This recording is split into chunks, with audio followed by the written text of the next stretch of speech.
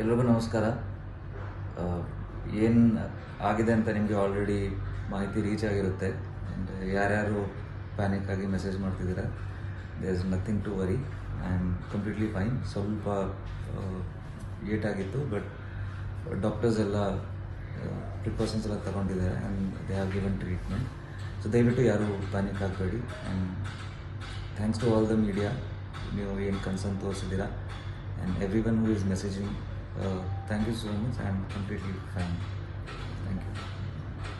ಕನ್ನಡ ಕಿರುತೆರೆಯಲ್ಲಿ ಪ್ರಸಾರವಾಗ್ತಿದ್ದ ಕನ್ನಡತಿ ಧಾರಾವಾಹಿ ಮೂಲಕ ಮನೆ ಮಾತಾಗಿದ್ದ ನಟ ಕಿರಣ್ ರಾಜ್ ಅವರು ಪ್ರಯಾಣಿಸುತ್ತಿದ್ದ ಕಾರೊಂದು ಅಪಘಾತವಾಗಿದೆ. ಈ ಹಿನ್ನೆಲೆಯಲ್ಲಿ ಅವರ ಎದೆಯ ಭಾಗಕ್ಕೆ ಪೆಟ್ಟಾಗಿದ್ದು, ಸದ್ಯ ಅವರನ್ನ ಖಾಸಗಿ ಆಸ್ಪತ್ರೆಯಲ್ಲಿ ದಾಖಲಿಸಿ ಚಿಕಿತ್ಸೆಯನ್ನ ನೀಡಲಾಗ್ತಿದೆ.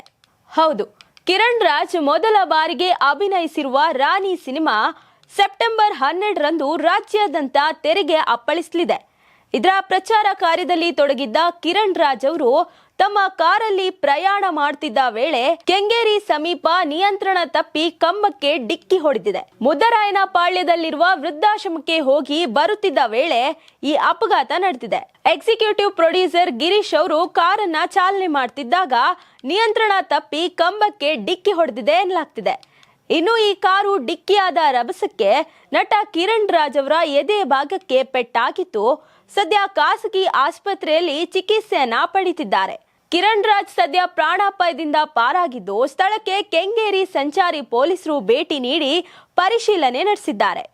ಇನ್ನು ಕಿರಣ್ ರಾಜ್ ಅಭಿನಯದ ರಾಣಿ ಸಿನಿಮಾ ಬಿಡುಗಡೆಗೆ ಒಂದು ದಿನ ಇರುವಾಗಲೇ ಈ ಅಪಘಾತ ಸಂಭವಿಸಿದ್ದು ಅವರ ಅಭಿಮಾನಿಗಳಿಗೆ ಬೇಸರ ತರಿಸಿದೆ. ಅಲ್ಲದೆ ಸೋಷಿಯಲ್ ಮೀಡಿಯಾದಲ್ಲಿ ಸಾಕಷ್ಟು ಫ್ಯಾನ್ಸ್ ಆದಷ್ಟು ಬೇಗ ಹುಷಾರಾಗಿ ಬನ್ನಿ ಎಂಬ ಕಾಮೆಂಟ್ಸ್ ಮೂಲಕ ಅವರಿಗೆ ಧೈರ್ಯ ತುಂಬುವ ಕೆಲಸವನ್ನ ಮಾಡ್ತಿದ್ದಾರೆ. ಈ ಮಧ್ಯೆ ಸ್ವತಃ ನಟ ಕಿರಣ್ ರಾಜ್ ಅವರೇ ಆಸ್ಪತ್ರೆಯಿಂದ ನೇರವಾಗಿ ವಿಡಿಯೋ ಸಂದೇಶ ನೀಡಿದ್ದಾರೆ. ನನಗೆ ಈ ರೀತಿ ಆಗಿತ್ತು, ಬಹುಶಃ ನಿಮ್ಗೆಲ್ರಿಗೂ ಗೊತ್ತಾಗಿದೆ. ಎಲ್ಲರೂ ಕಾಳಜಿಯಿಂದ ಮೆಸೇಜ್ ಕಳಿಸಿದ್ದೀರಿ. ಸೊ ನನಗೇನು ಆಗಿಲ್ಲ, ಸ್ವಲ್ಪ ಪೆಟ್ಟಾಗಿದೆ. ವೈದ್ಯರು ನೋಡಿಕೊಳ್ತಿದ್ದಾರೆ, ಯಾರು ಗಾಬರಿ ಪಡುವ ಅಗತ್ಯವಿಲ್ಲ, ಥ್ಯಾಂಕ್ಸ್ ಎಂದಿದ್ದಾರೆ.